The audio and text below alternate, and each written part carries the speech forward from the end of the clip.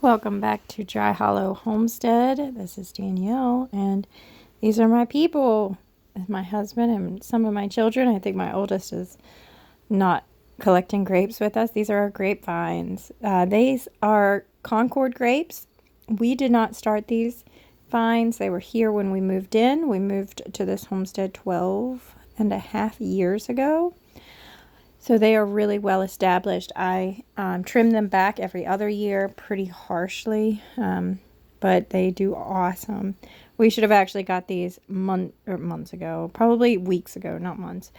So a lot of them were already overripe and not good anymore.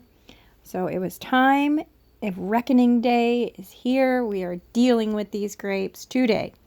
What we do mostly with these Concords is wine. We like our wine. We do this as gifts a lot of times. We give our wine away as part of our gifts. And we actually did for our best friends, got married. We did like 30 gallons of wine for their wedding, bottled it up. We called it Dry Hollow Vines. And it turned out amazing. But my husband has been doing this for years. I know at least 10, probably the whole 12 years we've been married. He has been, spider, there's a spider crawling on the table.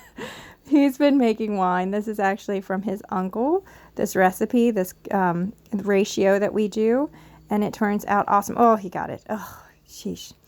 They were pretty crawly. Like, we were joking around about how it reminded us of Indiana Jones, and like the floor is crawling. Why is the floor moving?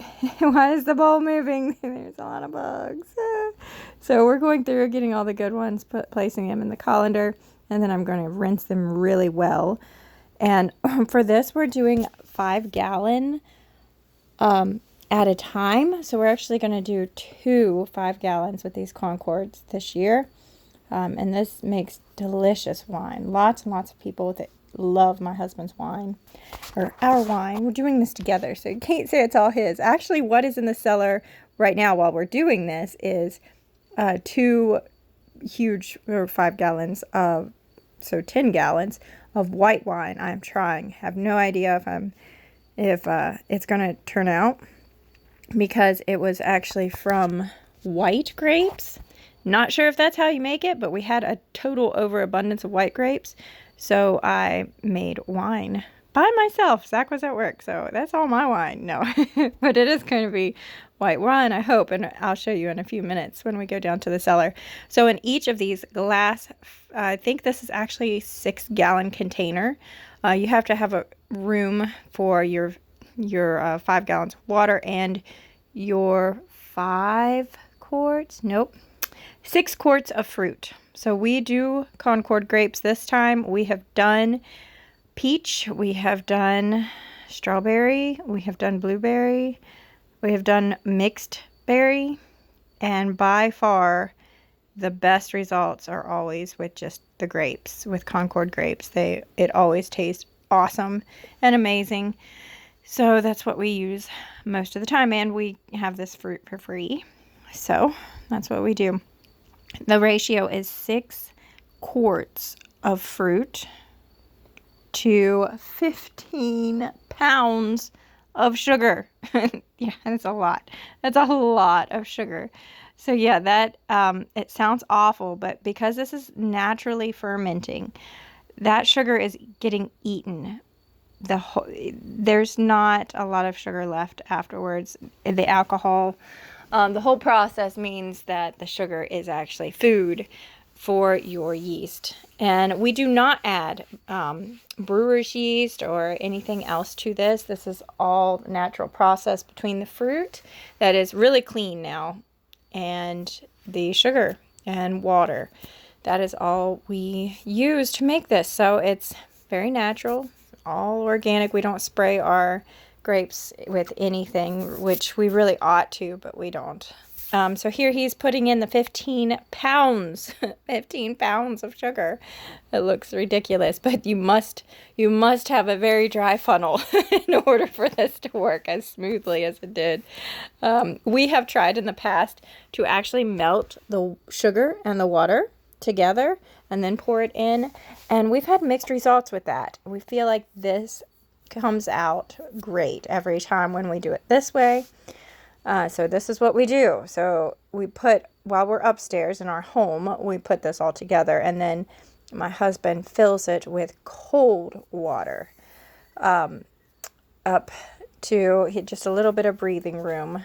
And then we leave that down in our cellar. We have these little water airlocks that go on the top. I can actually link all that down in the description below. These containers I found on Amazon, and I can put them there. There's actually a wide mouth version, which I think would be awesome for cleaning. Like, these are really hard to clean. It's really hard to clean these things. So that would be an awesome thing to have, this wide mouth version, possibly. So I'll link both of them in the description box below. But you really want, if you want 5 gallons of wine, you want to have a 6-gallon container. So I could probably speed this up. We're just putting all that sugar in, and he's going to do the exact same to the other container. So I'm glad it's actually done now.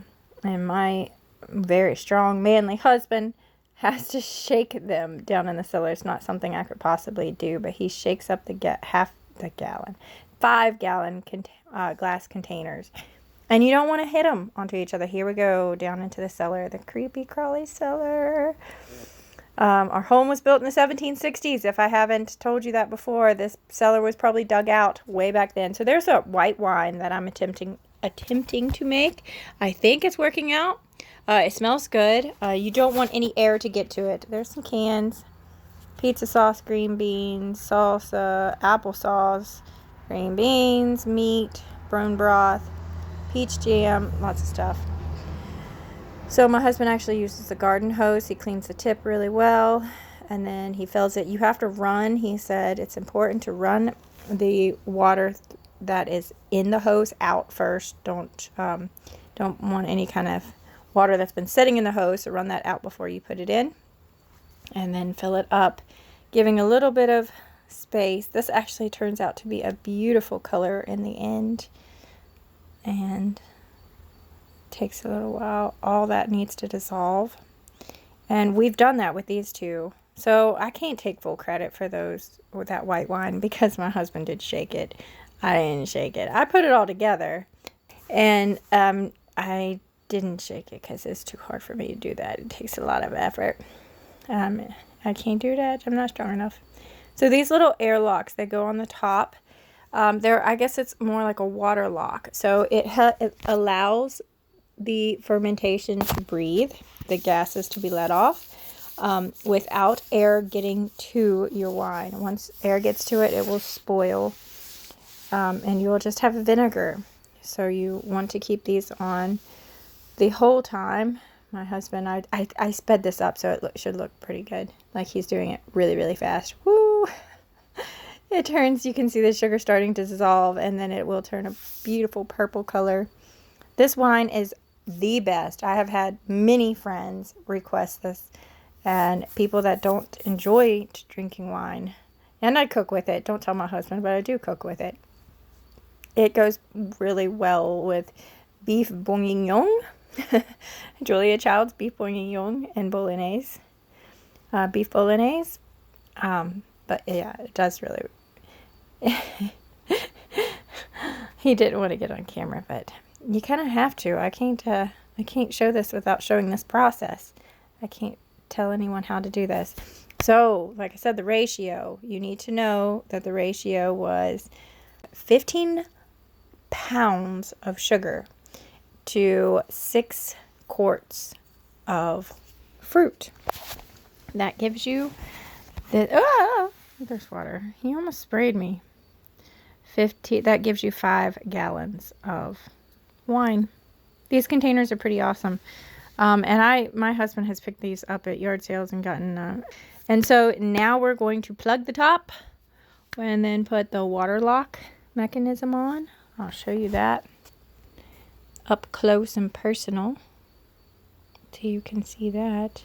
Yeah, make sure it's clean. And you want it to have a very good suction, so he hasn't pushed it down all the way yet. But this is going to be on for months, depending on the weather. So the warmer months, the fermentation is faster. The winter months, it is much slower, just like your sourdough on your counter, or kombucha, kefir, anything. Heat helps it to be quicker. So you're going to push it down. You want to get it in pretty secure. And we are starting this. This is September when we are making this. This wine will not be done until probably March or April. We will check it then. Most likely it'll be finished then. But this other wine that I started back in probably May, it will probably be done by Christmas. So we always bottle this. We have last year's wine in bottles up on the shelf there that we do. Usually wine and cheese for Christmas presents because that's what we make the most here, and we're good at it. Well, we think we are. Don't tell us otherwise. Once he has this on pretty good, he actually has to get a little bit of water into those little, see the bubbles there? You want the larger plastic parts to be full of water, and that will keep the air from coming back down. It will allow gas bubbles to come up out and not allow water air to go back down. So it's a water lock, airlock, whatever. So he's putting just a little bit of water in there. Yep. So that's how that works. There's a lot of science to it. Not sure about it, but this turns out great every time. Thanks for sticking around and watching this wine making video with me with me and my husband and my family. If you like this kind of content, give it a thumbs up. If you want to see more, comment below, subscribe. Have a very blessed day, and I will see you again next time. God bless.